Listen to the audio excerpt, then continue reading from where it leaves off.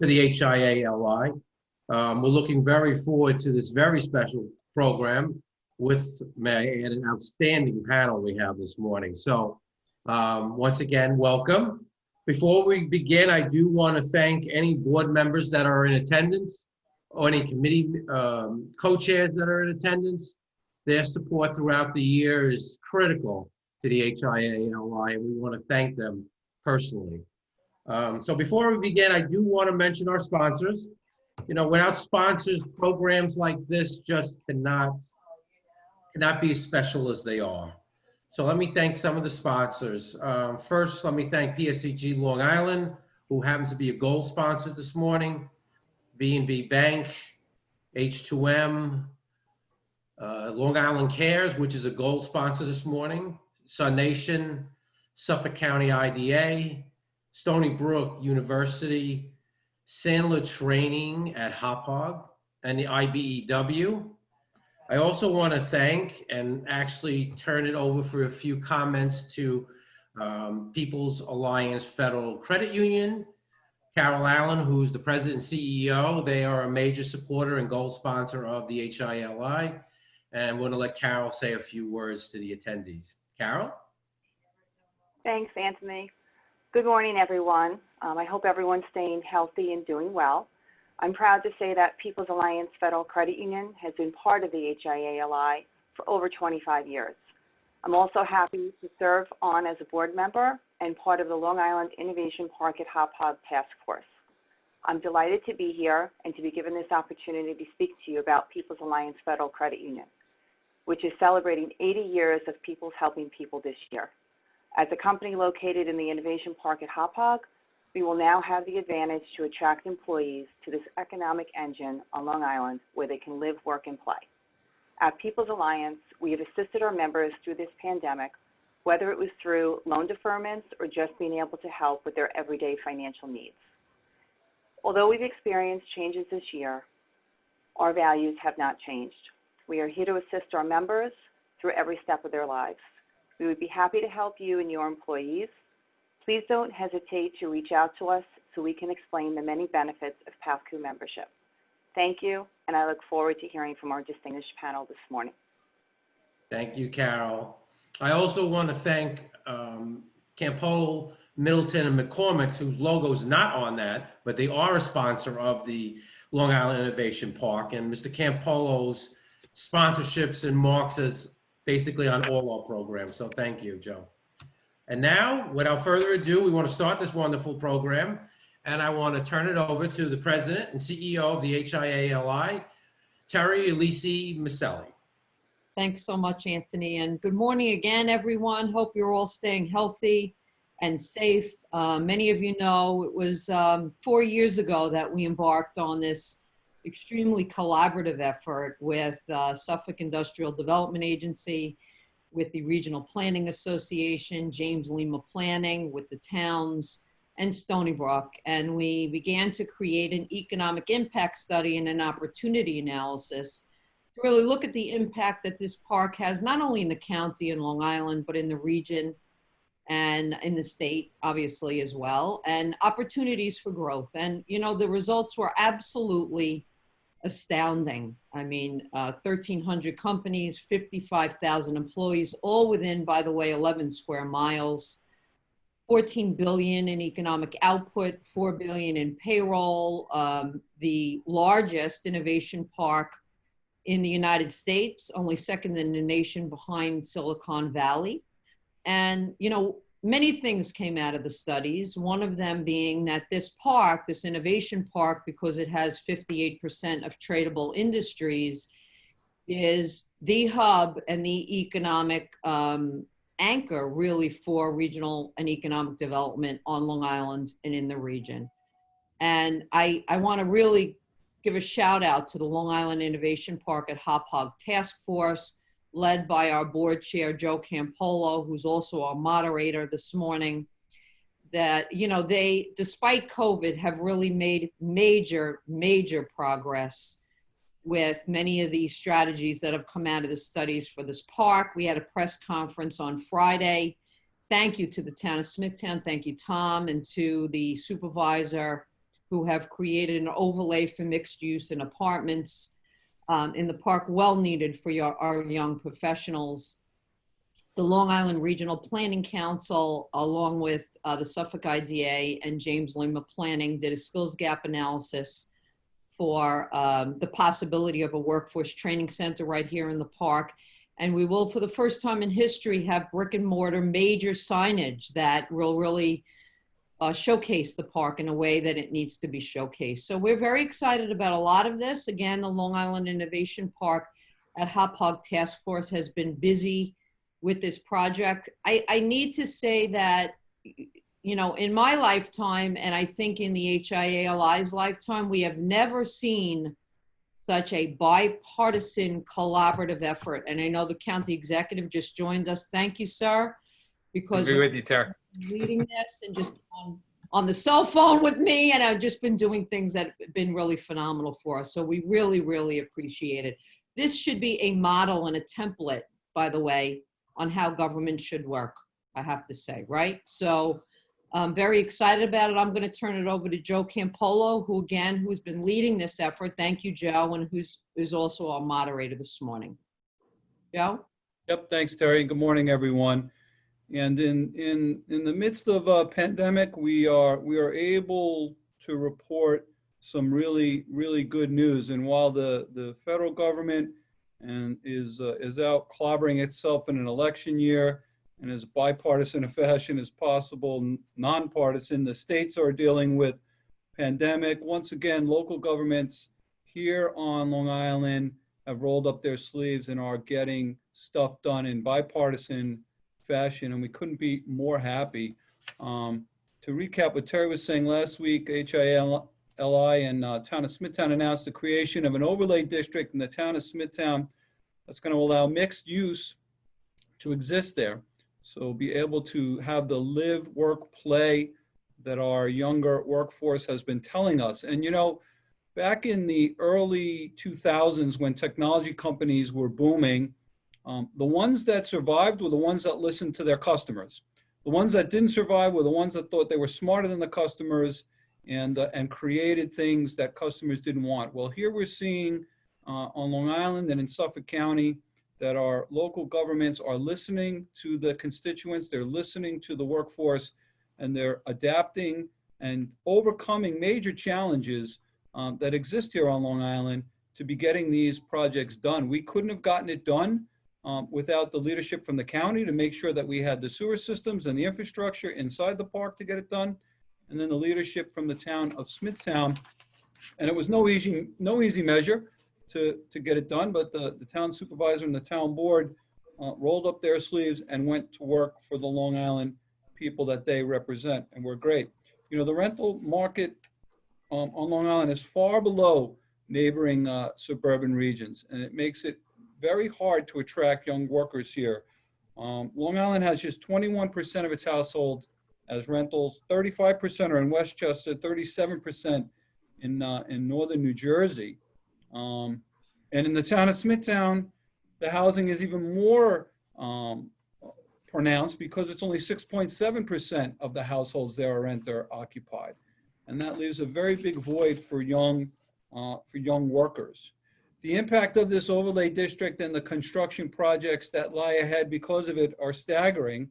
They're going to put about 2,900 construction jobs to work, and they're going to bring about $472 million in construction spending. That's $500 million that's going to be brought in just because a couple of years ago, a bunch of us said, this might be interesting, and let's see if we can make it happen. Right? Post-construction, over $25 million in annual spending. It's really absolutely incredible what public-private partnerships can accomplish when they get to work together. As Terry mentioned, from the HIA-LI's perspective, the members of the Innovation Park Task Force have worked hard. It's myself and Terry, Carol Allen, who you heard from People's Alliance Federal Credit Union, Anthony Mineta of HB Solutions, Rich Human of H2M Architects, Jim Coughlin of Tritech, Bob Corte of AVZ, Jack Kulk of the Kulka Group, and Kevin O'Connor of BNB Bank. Everybody has worked incredibly hard to see this through. And, you know, our first speaker is no stranger to this project. Steve Ballon, when he was elected in 2012, understood the importance of the park, has been an incredible friend and partner to us here at HIA-LI and the industrial park. And like I mentioned before, Steve, you know, none of this would have gotten done without the infrastructure commitment that you guys made at the county level. And we appreciate that very, very much. So I'd like to introduce our county executive and my friend, Steve Ballon. Joe, thank you very much. I really appreciate the introduction, and thank you for your incredible leadership here at the HIA. There are amazing things happening.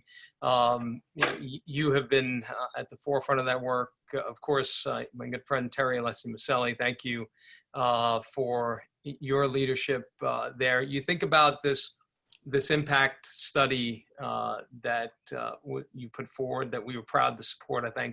I see Kelly Morris, Suffolk County IDA. I want to thank them for the work they've continued to do to support these efforts. But this impact study, the opportunity analysis, it really is representative of what the HIA has always been about. And that is driving us forward and innovating, figuring out what is next, what is ahead, how do we make things better, how do we work better, how do we create more opportunity for all of us. And that is a model, I think, for us in government as well. As we've gone through this pandemic and have had to adjust and adapt and write new playbooks in real time, I think one of the things we have discovered is that we can do things outside the box. We can change things. We can cut through the bureaucracy and other things. And that's a lesson we need to take with us beyond the pandemic. Now, we're still in the midst of dealing with it, but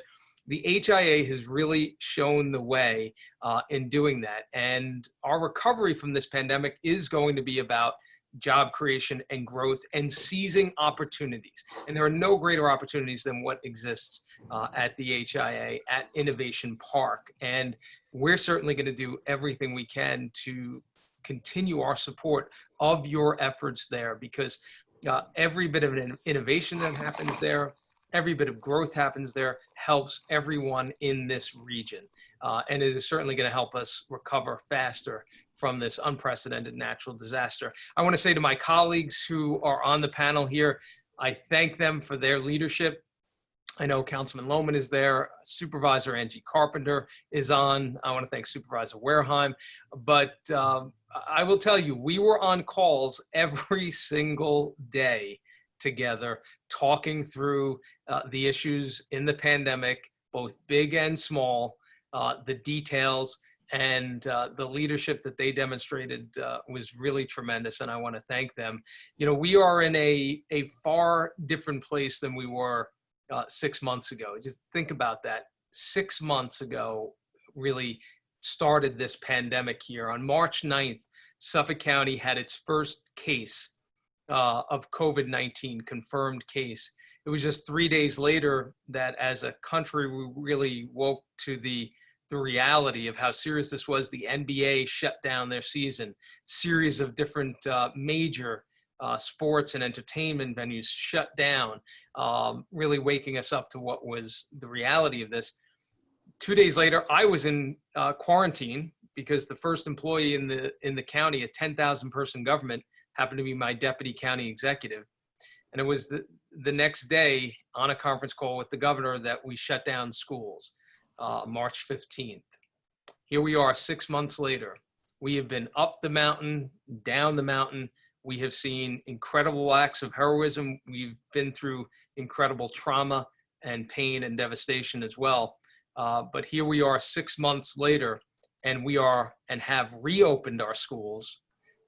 And a couple of weeks in now, it is going well, and I think we are demonstrating that we can do this safely. If you look at the numbers in the county over the last several days, a couple of weeks into the school reopening, and we are literally still below that 1% threshold. If you remember what the governor talked about on the reopening of schools, if we get to 5%, then we're not going to be able to reopen at all. Well, we've continued now to stay throughout the summer below 1%, and now a couple weeks into the reopening of schools, still below 1%. That's very good news. It is a testament to the public and what they have done in response to the health guidance and following that guidance. And because of that, we have not had to roll back any of the reopenings as we have seen in other parts of the country, as we're seeing in other countries right now. Great Britain's talking about rolling back reopening. So that has not happened here. That is very good news. And in fact, as we continue to demonstrate that we can reopen schools safely, I think it's going to be important that we really focus on the businesses that are not open and those that are not at capacity, and talk about how we can increase that capacity and allow those businesses to open. And quite frankly, if there are businesses who governmentally, it is being deemed that it's just not safe enough to reopen, a second wave, a second surge may be happening in the fall. We don't know. We're concerned about that. We're monitoring that. If that's the case, then those businesses need subsidy. They need disaster assistance because if the government is effectively saying to them they cannot open, they're not going to suffer or close because of a failure on their part of their business moves. If it's because the government is saying that, then they need disaster assistance. And quite frankly, as we move towards recovery now, and I want to remind people, we're still in the midst of COVID-19. We have not moved past this. We are still feeling the direct impacts of COVID-19. We've kept the numbers down, which is very good news, but it is still around us. We're still concerned about that second wave, and we don't know when we will have a safe and approved vaccine or therapeutic treatments that effectively end this and allow us to move past this crisis. So the thing that is going to be necessary for us to recover, we need disaster assistance. I talked about for those small businesses. We need Washington to come together. We talk about, Joe, bipartisanship. We need them to come together to get this done, because the one thing that will significantly, as a foundational issue, undermine this region's ability to recover from this unprecedented natural disaster is the failure of the federal government to provide the necessary and justified level of disaster assistance. Now, the good news is this is not a partisan issue here. Across the board, every member of our congressional delegation unanimously supports disaster aid for state and local governments. It's unanimous. I've been at press conferences with my colleagues, supervisors. I've done calls with county executives across New York State. I did a call with the county executive, Mark Molinaro, who was the Republican nominee for governor 2 years ago. And he and I together on a call talked about the need for Washington to deliver disaster assistance for state and local governments.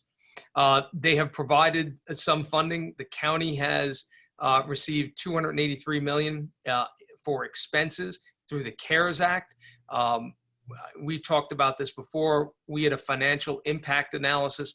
We're looking at an $800 million budget hole just this coming year. The numbers may be a little bit better now. We've not had a second wave yet. We are seeing housing prices go up. More people are staying in Suffolk County, which is an interesting phenomenon now.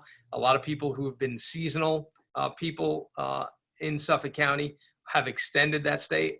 A lot of other people are moving here. That's good news. We like to see that, certainly in the short term. I do want to add, under no scenario is it good for our region. Is it sustainable over the long term for our economic health, for New York City not to come back as a place of vibrancy where entrepreneurs and innovators and young people are flocking to? We need that for the economic health of our region overall.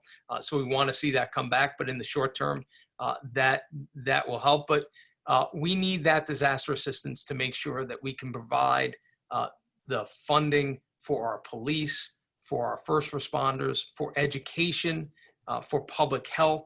The worst thing that we could do would be to see these things not funded and undercut in the middle of a global pandemic.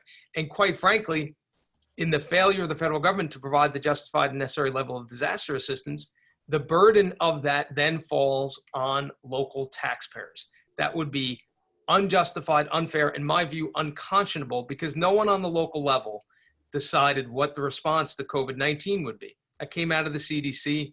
It was very clear: shut down the economy, reduce the transmission of the virus. That has worked. We have saved countless lives, but of course, a major effect on our economy, major effect on the fiscal situation for everybody. So a new round of disaster assistance would help fund our police, our first responders, education. We're reopening our schools, but those schools are facing massive cuts. We know we fund our schools in two ways. It's through state direct aid and through local property taxes. If one source of that funding for our schools goes away or faces massive cuts, then we know what's going to happen to the other funding source. And the last thing we can afford to do right now is to place significant new tax burdens on our local property taxpayers in the middle of the worst economic crisis that we face since the Great Depression. So the only answer here is federal government, Washington, don't defund public safety, don't defund public health, get the job done, get that disaster aid, follow in a bipartisan way what's happened on a local level here. Every member of our congressional delegation supporting disaster assistance, allow us to recover as a region. Failure to do that, not only are we not going to be able to recover over the next several years, I think you see that recovery stretch out a decade or more. And that is so important that we are focused on recovery. And the HIA and Innovation Park is at the forefront of that. And we are seeing very positive things happening as we move out of this. MacArthur Airport, announced just a couple of days ago. I'm sure the supervisor will talk about it. Flights returning there. The supervisor has shown great leadership with MacArthur Airport, our region's airport. That a region of nearly 3 million people. MacArthur Airport is this region's airport, one of the largest regions in the country. So the success and the vibrancy of that airport is critical to economic growth moving forward in the future. What's happening with the overlay district in the town of Smithtown and the leadership of Supervisor Wareheim, Councilman Lohman, we are grateful for the vision and the foresight working with the HIA to put forward new ways of thinking about how we create an environment that is attractive exactly to the employees that we need, to the people that we need to grow our economy here successfully. So I see moving ahead as we continue to battle with this pandemic, a lot of positive signs about our region's future.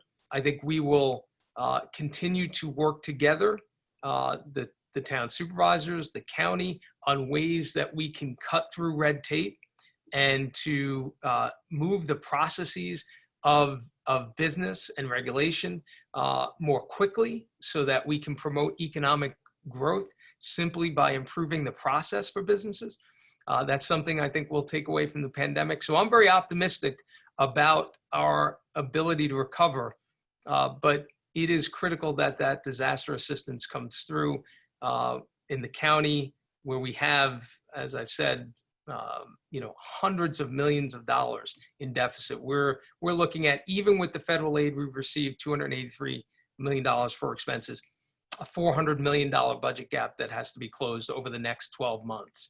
Now, while towns, by the way, and villages are not in the same position as the county, they don't have police departments, at least on the West End, health departments, medical examiners' offices, and they don't rely on the sales tax the way that we do. They have the much more stable property tax. And of course, the Suffolk County Tax Act requires that we make the towns whole on the tax. They have still had significant expenses beyond what FEMA will cover. And a new round of disaster assistance from the federal government will also provide aid directly to towns and villages as well. This will help our region recover. This will help make sure we have the funding to protect public safety, public health, these critical functions that we need to recover and grow our economy moving forward. But I am optimistic about the future, and so much of that optimism is related to what is happening at Innovation Park and the leadership of the HIA. So I very much thank you, Joe, and thank you, Terry, as well.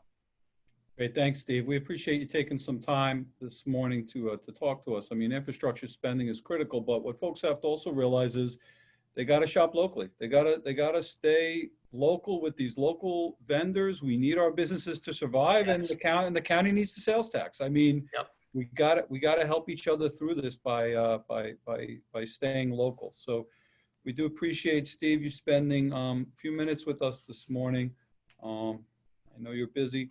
And we're going to go a little out of order because I know Supervisor Carpenter has a meeting she has to get to. And I'll tell you, when we were waiting to get on, I was talking about all the activity going on here at the airport. My office is right at the entranceway to the airport. It makes me very happy to see all this activity. And our next speaker is, of course, the Town of Islip Supervisor Angie Carpenter. She was the first woman supervisor in the Town of Islip, elected in 2015. She brings more than 20 years of knowledge and experience, and she's a fighter. She's a fighter for her constituents. She's a fighter for Long Island. And Angie, good morning. Why don't you tell us all the good things that are going on in your world right now?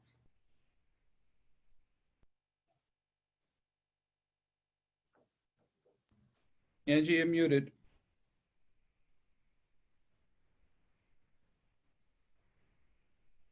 I was trying to be a good participant and keep it on mute when everyone else was talking. Thank you for the opportunity so much, Joe. Thank you for your leadership, and Terry and everyone at the HIA Long Island for all that you're doing. This has been a very, very challenging time. And as the county executive said, and I appreciate his comments about the airport and yours too, actually, that's why I need to leave here at 10. I'm heading over to the airport for a meeting. There's some kind of cool stuff going on. But in any event, throughout all of this, our airport was operating every single day. Diminished flights going out for sure. You know, there were days that there was just one flight, but we were open the entire time. And as you mentioned, two of the airlines have mentioned that they're adding flights, they're adding capacity. They were not able to get to Frontier, but Frontier is already announcing that they're adding flights. It's really exciting for us because through all of this now, right now we've got about 7 or 8 flights a day going out. Stewart Airport is down to 2 flights a week, and Westchester is closed. So as a small regional airport, for us to have been able to be operating this entire time is really, really huge. We were at the airport able to get direct CARES Act funding, and that has enabled the airport to not have to totally dip into their fund balance and keep us very, very healthy. And those of you who have to deal with bond ratings and that whole issue know how important it is to maintain a healthy fund balance. And, you know, we were really kind of very apprehensive through all of this. We have been blessed to enjoy a AAA bond rating. At one point during the pandemic, the rating agencies put everyone on a sort of a fiscal alert, and we were due for a review of our rating. And just the other day, we have been reaffirmed at AAA with a stable outlook. So we are just very, very delighted. But it is a challenge to maintain that kind of a rating through all of this, because as the county executive mentioned, you know, the towns too are experiencing a hit financially. We've had a tremendous dip in revenues, millions of dollars that have not come into the town, whether it's programming, you know, marinas, parks programs, building permits, et cetera. The fact that the courts were closed, we were not able to process the normal kinds of violations that would have generated revenue. So we're looking at that. And unlike the county, we have not gotten any CARES Act funding. This is a little bit of a back and forth when you talk about fighting for your people that I've had with the county executive and some of the other supervisors too, that we felt that we should have received some portion of the CARES Act funding directly to the towns. So this increase in asking for additional federal funding, there was a press conference on the steps of Smithtown Town Hall. I know Tom was there, and the Supervisor Wareheim with Congressman Zeldin. And with this round of funding, the ask is that funding go directly to municipalities, to the towns and villages that have suffered this. And not only a loss of revenue, but increased expenses. our costs for maintenance have shot through the roof. You know, sanitizer and, you know, going in there and cleaning time and time again. You know, the protocols for sanitizing have been greatly enhanced because of COVID, and naturally so. So our expenses have gone up. Even any of the programming that we were able to do this summer, say summer programming, you had to keep kids in groups of 10, so your staffing levels had to be increased. So with all of that, we are, you know, pushing forward for that funding. But the glass is always half full. We have worked through all of this. Our planning and building department, we, you know, created a Dropbox and, you know, procedures so that we could keep moving. As I said earlier, we were delighted to announce that the TriTech project at Toro School of Health Sciences location, 10.5 acres in the heart of downtown Bayshore, was approved. 418 rental units right across the street from the train station, and absolutely picture perfect transit oriented development. You know, 2 blocks from the ferry, adjacent to the downtown, bus stop right in front. It just is very, very exciting. And that particular piece of property was not on the tax rolls earlier. We're also looking at hopefully the approvals of 83 acres that exist on Carlton Avenue. That has been purchased by Steel Equities, and their proposal is for 300 plus units of rental housing right on Carlton Avenue in what was the old New York Tech campus. We're talking about 14 buildings that will be totally reused. Not one building is being torn down, so you're not going to have all that construction and demolition debris, you know, all of that, you know, demolition happening. They're reusing every single building. That is going to be a great, great project. Certainly under density, 83 acres, 300 plus units. And that too is property that was not on the tax rolls prior. And we're looking at another project in Bayshore, the old Montfort Missionary site, religious institution on 14 acres. Sunrise Assisted Living is looking to come in there. Now, anyone that knows, these assisted living projects are absolutely gorgeous. They're like mini mansions, low impact, no impact on the schools. You don't have kids going to schools, minimal traffic going in and out. So again, throughout all of the downside of this pandemic, we have seen some opportunities for growth here in the town of Islip. And, you know, as we talked about, the county executive talked about, and Terry also, about this bipartisan and working together. What you guys did with that study is huge. To be able to reuse some properties on the campus of the industrial park in non-traditional uses from the past is very, very forward thinking. And we're looking at some of the retail areas that we have in the town, whether it be the Sunvet Mall, which is, you know, experiencing extreme vacancies, or Sayville Plaza.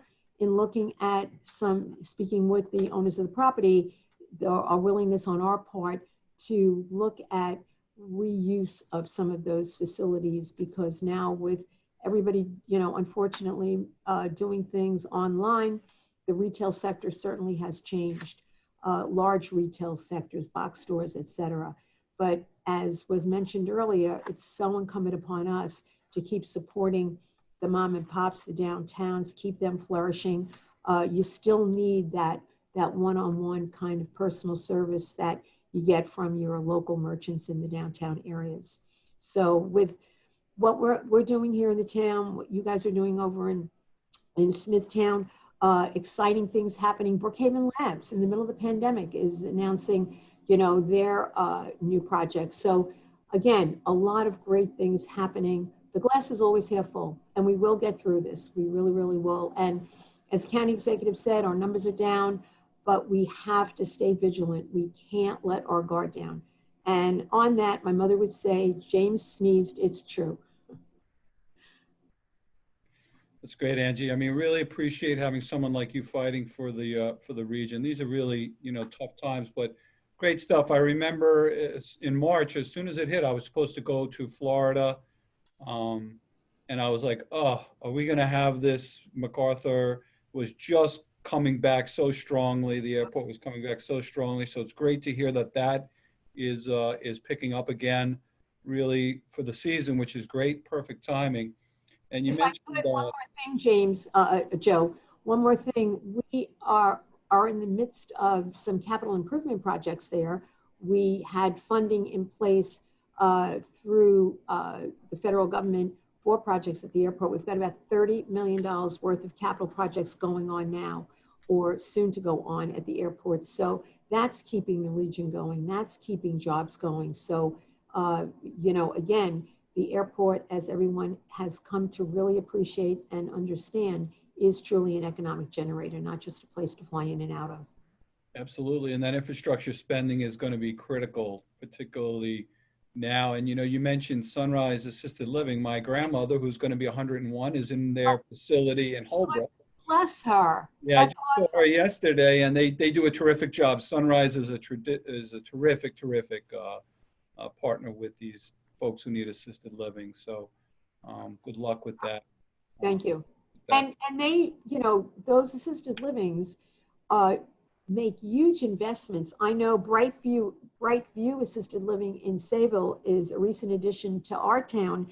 That was a $64 million investment, 157,000 square feet, adding 78 jobs. Again, and no impact on the school district. It's great. Great stuff. Really, really terrific news coming out of Islip, Angie. We certainly appreciate that. Thank you. Very much, now more than ever, really. And you know, when HIA-LI comes up with their harebrained ideas and we bat it around, you know, none of it can actually take form unless someone who has the ability and the authority to get stuff done actually will listen and embrace it. And in Kelly Morris, you know, we found a really good partner. I guess it was 5 years ago or so that she and Terry, her cohort, were talking about things that could happen in the park. And as the deputy executive director of the Suffolk IDA, Kelly is someone who knows how to get things done, who knows how to get funding to get studies done, and has really been shoulder to shoulder and out front of this project the entire way. But she's no stranger to getting stuff done. In her role, she's helped close over 92 transactions and is responsible for bringing more than $900 million in capital to the region. And so, Kelly, I want to welcome you and thank you for all your work on this. And maybe you can just give us your thoughts and an overview of how this whole project transpired as well. Great. Good morning, everyone. It's always such a pleasure to be with you all in this conversation. Now more than ever, I think economic development is such an important imperative for us to really focus in on. We have been working with Regional Plan Association for the last 7 years. We have a professional services agreement with them. And when I started with the Suffolk IDA 6 years ago, immediately was kind of partnered with that project and, you know, was near and dear to my heart. So in the last 6 years, we've helped support 10 different communities throughout the county in a variety of the towns. And at one point, Terry and I were talking, and it was, I guess, a little over 4 years ago. And, you know, I said, we do so much, 50% of the work that we do is with companies in the park. And I said, Terry, you know, how can we work together to really look at the park and see what its capabilities are and strengths and weaknesses and what we can either do to foster those or, you know, get out of the way, as it would seem sometimes is a good role for government, right? But, and as a result of that, we really started to look at what we could do to kind of bring it into the 21st century. And that's really where it started. And Joe, you remember, because, you know, we reached out to you and said, hey, let's just start with a meeting with stakeholders and board members, bring in the professionals and have them kind of guide the discussion. As a result of that meeting all those years ago, you guys took the ball, went to Stony Brook University, spent, was it a year, Joe, or was it longer than that? It's 2 years. And really took a look at what the economic impacts were. And that's where some of those really amazing stats have come out of. 1,350 companies, 55,000 employees, second largest park in the country. I know we all repeat those, but they're really mind-blowing stats, right? It's really kind of amazing when you think about it. So as a result of that, and I had once again budgeted with RPA. James and I worked together many years ago in Glen Cove, and James has just an incredible skill set when it comes to urban planning and foresight. And so when I reached back out to RPA, I said, hey, where's James? Can we work together on this project? And he has been a part of it since then. So at that point, we took a deeper dive into what the park, a lot of the stats, right? So what the park is currently doing, what the output is, but more than that, and I'll let him speak about what they did, but they looked at best practices throughout the country. And they looked at how we could bring those practices into our local industrial park, our town, our county. And, I would just say as economic developers, we work with clients. Our mission, our goal is always to create jobs, to generate private capital investment. But at the Suffolk IDA, we've always gone in another direction or beyond, in that we really want to impact our local environment. So whether that is through thought leadership pieces, working together, providing planning services to town that don't have the capability, don't have the resources. It's really been an amazing journey to see. Of the 10 towns that we assisted, Smithtown Kings Park was one of the earliest projects, and James was quite involved with that project as well. And that really was a genesis. And that was, 5 years ago, I want to say. And Amityville, Lindenhurst, where there's now a really great project going on. 110, the BRT. We could go on and on, but we continue to see how critical it is as a public benefit corporation to make sure that there is a huge benefit for the public. And we do that by not only bringing new companies in and supporting or retaining the companies we have, but by going beyond and working together with brilliant professionals like James and his team, and looking at what we can do for the workforce moving forward so that we don't continue to lose our 19 to 34-year-olds. And how can we, that's another project we're working on with James, is a workforce training center.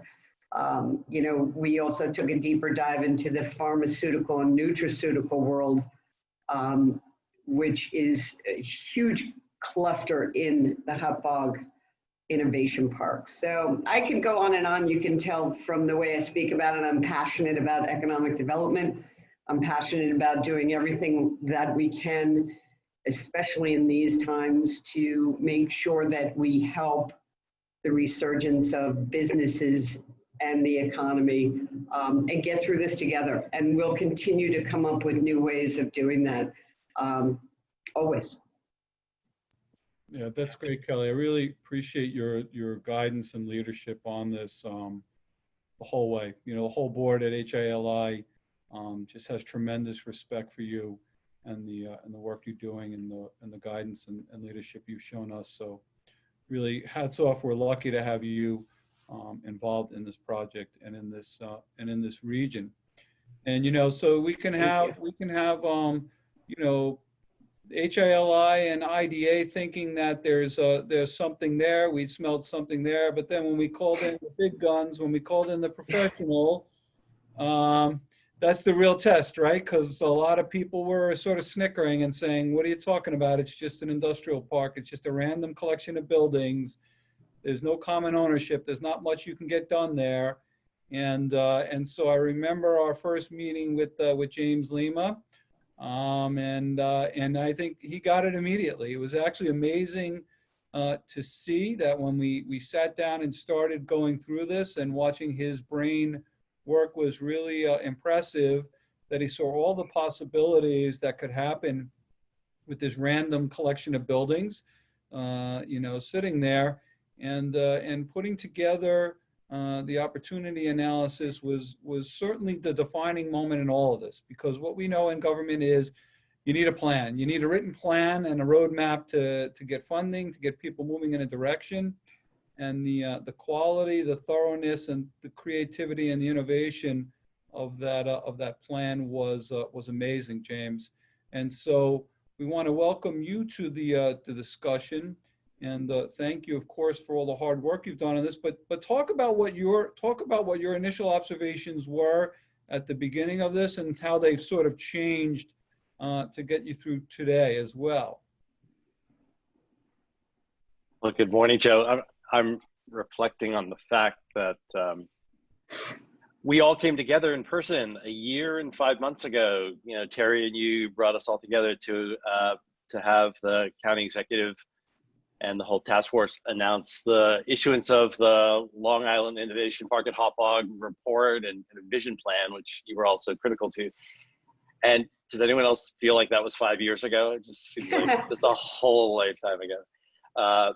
And you know, it was really an opportunity to do what we love to do, which is to unlock the potential of a place. You know, there are so many assets there. There was clearly so much potential for something this substantial, literally at the epicenter of Long Island, close to every major arterial, you know, incredible resources and quality of life around. And yet we know the campus itself lacked some of the amenities that are spurring innovation in other innovation districts around the country.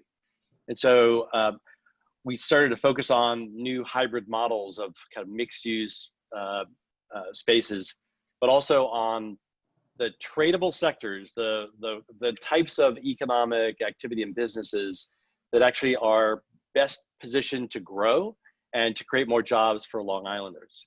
You know, the kinds of sector growth that is really about making things that you can export to the broader region and beyond. And so that's really been the focus. But it's a remarkable place locationally, and in terms of the people assets. We met so many incredible owners of companies, legacy family owned businesses, but also new tech upstarts and social service providers. I mean, the whole spectrum of really important business and support infrastructure for the island. And it was really about making stronger connections between those places and having opportunities for them to come together. One of the key things that I'll focus on today that was, you know, one of our outcomes, as you know, was that Long Island, in order to compete, needs to upskill its workforce. It needs to adjust to changing economic conditions. This was true before the pandemic. It is doubly true now. We also saw in the pandemic, unfortunately, that the underlying stresses in communities all over the country that Long Island is not immune from, including systemic racism and economic inequity centered around kind of a racial divide, is an even more important imperative to address as we think about retooling a workforce for kind of next generation of economic growth. So I'm going to do a very quick run through of a second piece of work that came out of the Innovation Park Vision Plan, which was specifically how do we prepare the Long Island workforce for the future, and how might a workforce training and development center land hopefully in the park, but if not in the park, someplace that really directly benefits from that incredibly important economic hub. So next. So the fundamentals of rebuilding the economy for everyone were to really look at industries and occupations with long-term growth potential. We scoured data and compared Long Island to other growth regions around the country and looked at its logistical and other competitive advantages and challenges. Creating greater access to economic opportunity for all Long Islanders. It would be hard to imagine anybody disagreeing with that idea, and yet our public policies and the way that public and private collaborations have been structured have not always focused in a way that's been as impactful as it could be. And then what we know is true everywhere and is often hard to do, and this is the real work for all of you on the ground, is regional commitment to collaboration. It's very easy to be in our silos as an academic institution, as a research university, as a tech company guarding, proprietary information, as a pharmaceutical company, working very hard in a kind of a low margin environment to compete. We need to compete Suffolk County with Nassau County, and we're seeing that in this kind of response to the pandemic, this sort of unprecedented collaboration and joining together. And this is, again, taking the assets you have and finding opportunities for a 1 + 1 = 3 moment. Next.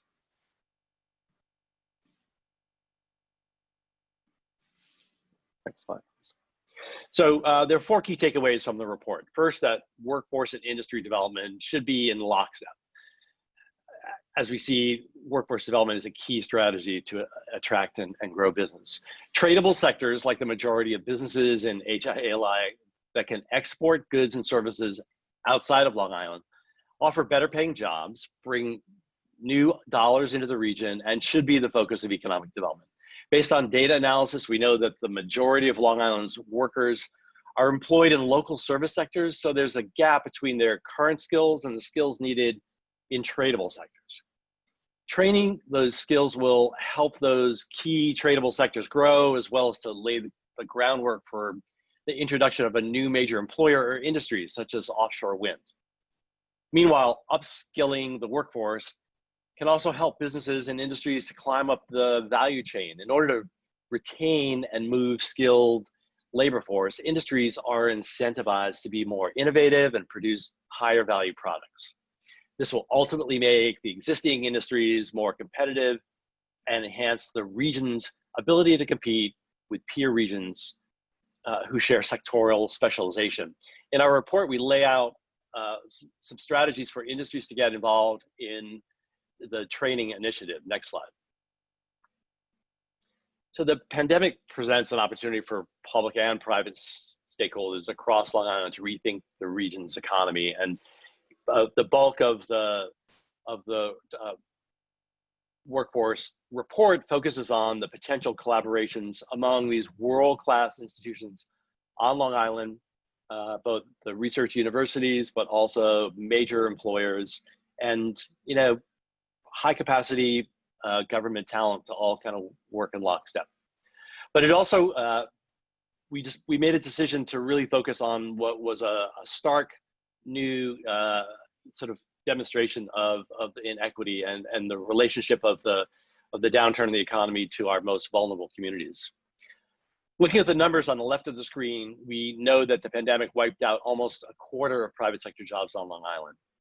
Despite the island's prosperity, a great degree of racial disparity has also persisted in the region. So on the right of the screen, you see that, for example, Black population has the highest level of unemployment of all racial groups, and the wage of Black workers actually declined since 2000. In fact, if you look at the wage growth across all of those groups on the right, it's fairly anemic, just again, pointing to the fact that, again, Long Island, like most of the country, has really seen very limited wage growth, which I think has led to some of the discontent we're seeing around the country. It's in this context that our firm produced a strategy for Long Island that aims to link workforce development to economic recovery and equity. Next slide. Second, workforce training should aim to enhance equity and access to career opportunities for people in diverse backgrounds. According to the data, we know that educational attainment, socioeconomic background, race, and economic well-being can often be correlated to each other. On this page, the chart represents the population on Long Island with and without bachelor's degrees. Compared to the rest of the country, Long Island is highly educated, but we can't ignore the majority of workers who actually do not have advanced degrees. They exist across all age groups and racial categories and are disproportionately present in the Black and Latinx community. So in the report, we make sure to identify good occupations that do not require advanced degrees, in addition to ones that do.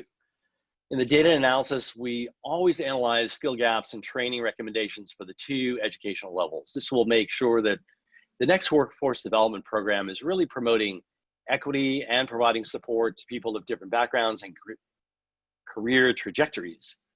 Give everyone a fair chance to succeed, but also providing that diverse workforce that is needed by the companies on the ground today. In the report, we provided detailed breakdown of occupations and skills for different career trajectories. Next slide, please. Third, we need a collaborative approach for the region's actors, as I mentioned, to work together across workforce development goals. Long Island is fortunate to have a variety of public entities, public partners, academic institutions, not-for-profit organizations that provide workforce development. Now the opportunity is for them to collaborate and form a bi-county cross-sector partnerships that can amplify the impact, particularly in the wake of the pandemic that induced a resource and budget shortage across sectors. A regional collaborative approach has practical benefits, including, first, you pool resources to invest in mutually beneficial assets. Second, you can create knowledge and best practice sharing routines. Third, you can leverage complementary resources and capabilities. Fourth, you can lower transaction costs for all the parties. And fifth, promote effective and representative governance. From research and case studies, we know that a small but close-knit group of workforce development stakeholders are more effective than a large and diffuse network. In the report, we provide specific details for such a regional collaborative approach. Next slide, please. And lastly, bricks and mortar facilities are essential, but they're just one part of a broader approach to strengthening the talent pipeline and workforce development capability of a region.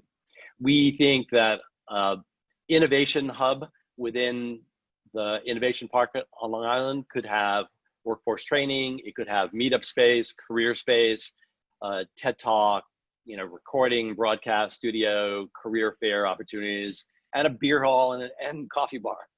These are places for idea exchange and social engagement, and that really encourage the kind of environment that is part of talent attraction and retention. In our report, we proposed 3 components, bricks and mortar, but also based on innovation case studies and Long Island's existing assets and challenges, additional approaches. So in addition to a training facility that is a state-of-the-art facility for centralized, comprehensive workforce development, activity, and support services on Long Island, we also proposed an incubator, which is focused on increasing collaboration between industry and workforce training programs in order to promote the development, adoption, and scaling of new and innovative programs, as well as a connector, which creates a digital front door for the workforce development system, improving the quality and timeliness of data that flows through and increases its navigability to all users. While each component is unique, they're not mutually exclusive. All 3 could coexist and leverage the strengths and others as they could be phased as one large comprehensive initiative. It's also true that a workforce training center, as we've seen in places like Empire State Development's incredible workforce program in Buffalo, New York, at Northland, can be a hybrid project that combines workforce training with other activities. And so we love this idea of these new innovative models where the building itself is a hybrid model. It's serving multiple users, multiple functions, multiple communities at different hours of day and night with different sources of revenue generation and funding sources from various streams. The full report is 190 pages and contains detailed research and recommendations about industry skills and components of the next phase of workforce development initiative. Last slide, please. So needless to say, the new initiative will take a lot of effort, includes a regional commitment to collaboration, clear vision and leadership, which you all have in spades, and efficient deployment of resources. This slide shows that the report is on the left and is kind of the first of a 2-phase process. The second phase would be a more comprehensive and detailed business plan, which would include a curriculum and a funding strategy and specific sources of operating revenue and an organizational and stewardship and management structure. So with that, I'll turn it back to our hosts. Take any questions. Great, thanks, James. It really is very satisfying when I, and other people as laymen sort of thought this could happen, and then professionals like you come in and say, oh yeah, that can happen, and lay the roadmap as to how to do it. It's something incredibly satisfying about that, from my perspective. And then it takes political leadership, right? It takes political leadership to enact this. And before we turn to Tom, I just want to say that two people that aren't on the panel today, but I do want to give a shout out to. One is Natalie Wright, who's the Commissioner of the Suffolk County Department of Economic Development and Planning. Natalie's been an incredible friend and resource to us in getting through this. A big supporter. She also chairs the Suffolk County IDA. And two is Town of Smithtown Supervisor Ed Wareheim. Ed had a conflict this morning and couldn't be with us, but Ed did something rare that politicians you don't always see happen. He ran on a promise to HIA-LI, and he kept his promise, and that's something that that's amazing in today's climate. He stuck with us, and it's been a rough ride, but he stuck with us, and his town council and his board stuck with us. And Tom Lohman is the town councilman who's a liaison to the HIA-LI. Tom's a lifelong resident of the town of Smithtown. He's a veteran of the NYPD, a first responder.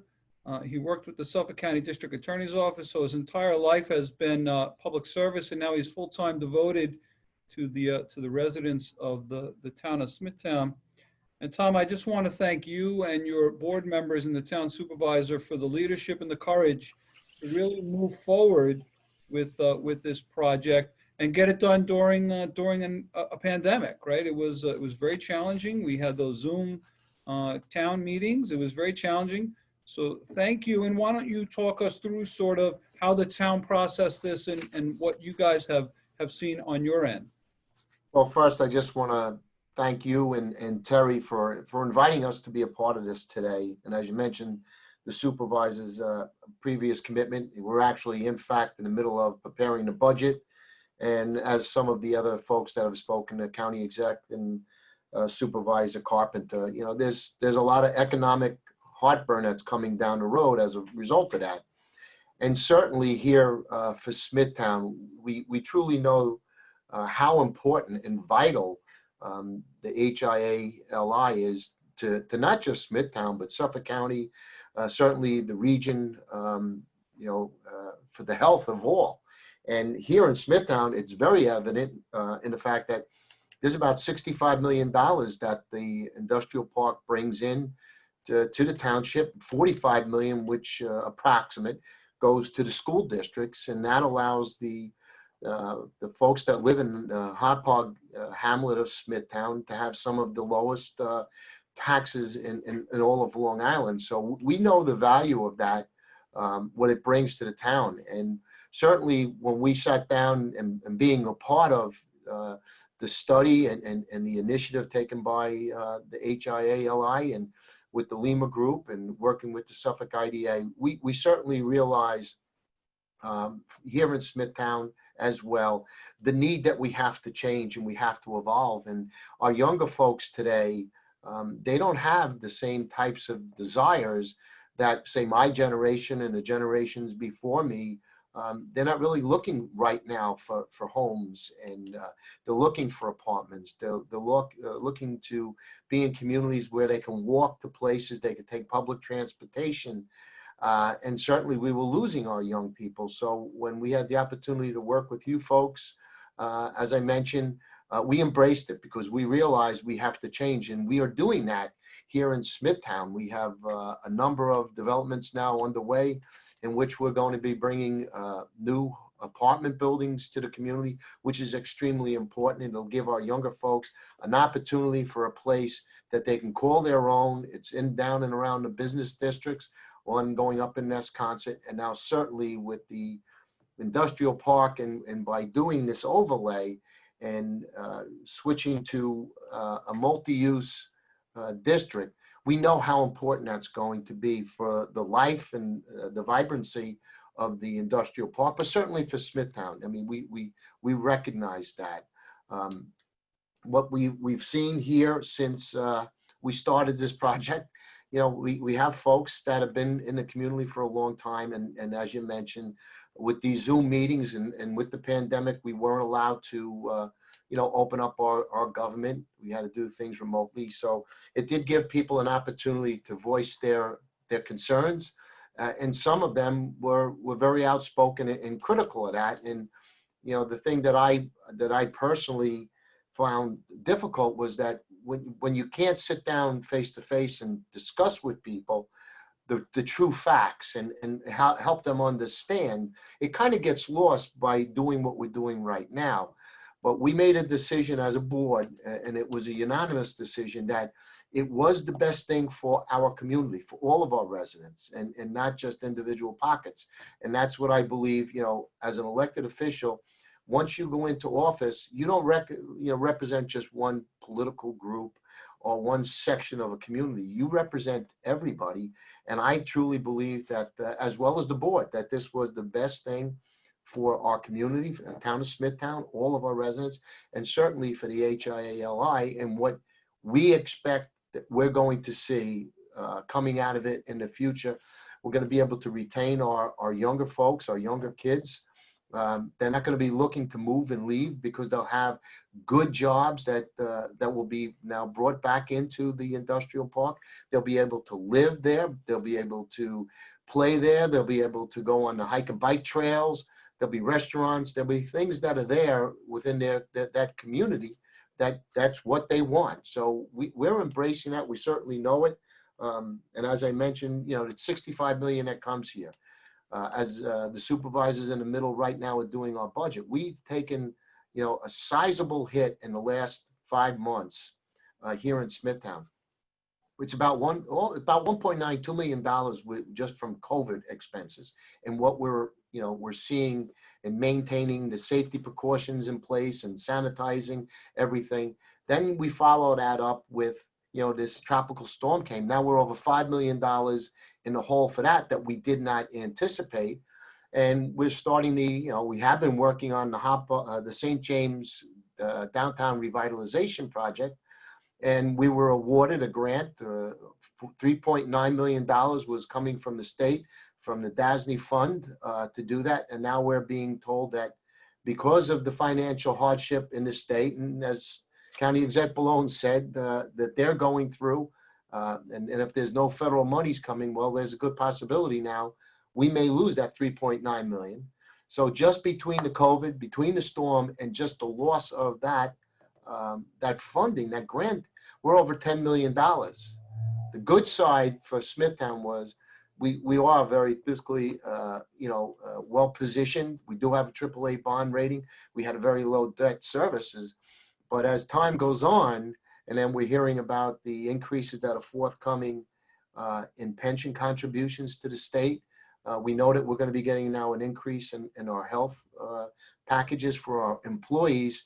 So it's going to be important that we maintain businesses and we maintain this economic, juggernaut that we have over in the HIA, because that absolutely helps us tremendously. So again, I want to applaud, you and Terry and all the board members in the HIA-LI, and certainly James Lemer and his staff, and Kelly Morris and the Suffolk County IDA, because it's critical. And partnership, public-private partnership, is critical in today's world going forward. You can't survive without it. And I applaud everybody for being a part of this team and moving this and driving this forward. It's great, Tom. I mean, if you think about it, we've only just started to scratch the surface. Great stuff in terms of renaming the park.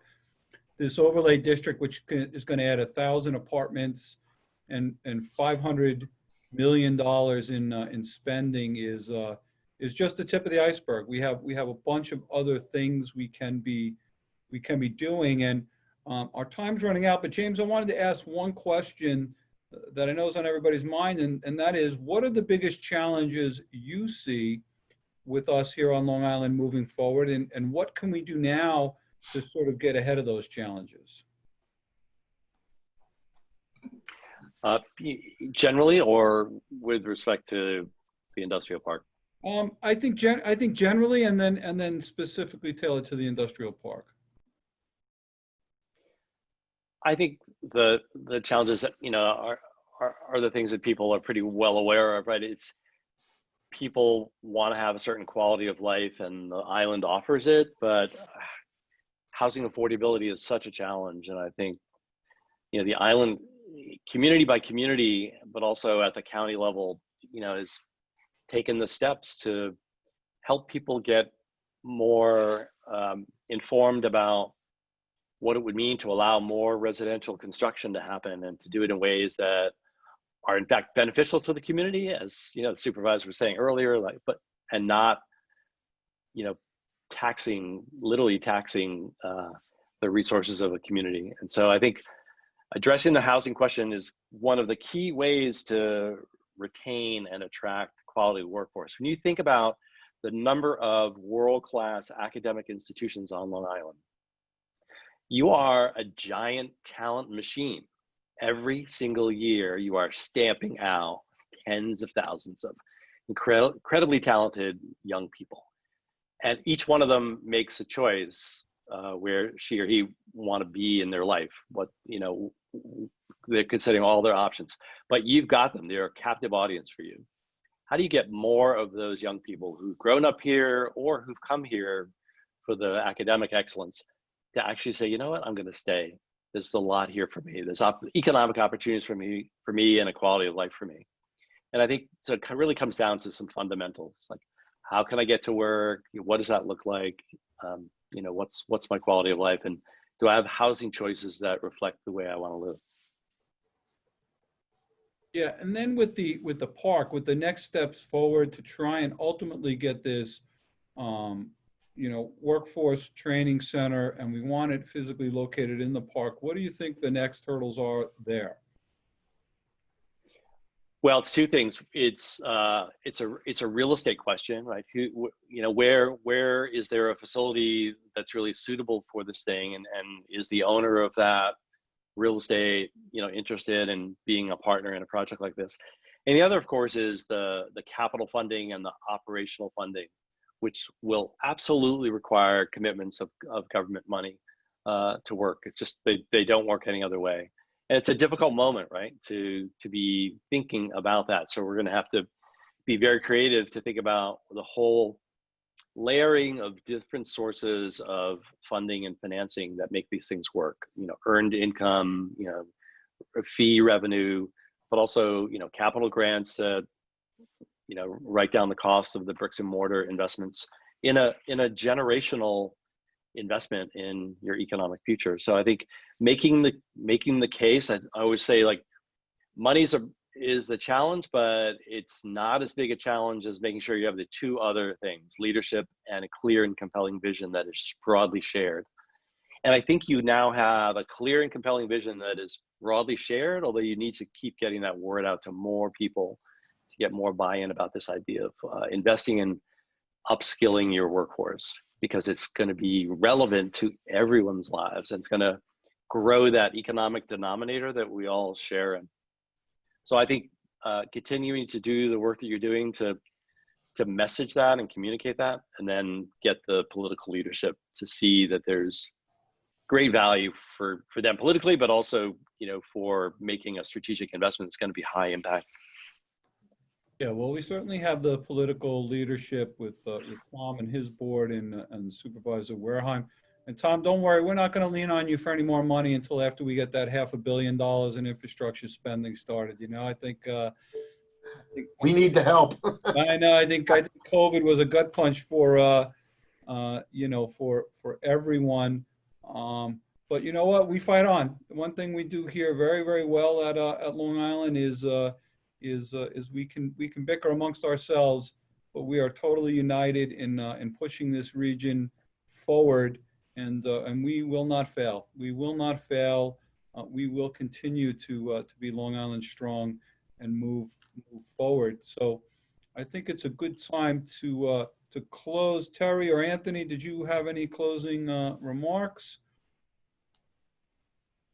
Thank you, Joe. We appreciate it. What an excellent panel. I said in the beginning that it was outstanding panel. I don't know if there's a word above outstanding, but it definitely is outstanding panel. So I want to thank you all. Ariana, I think is going to flip on some coming up events. Any moment now. There we go.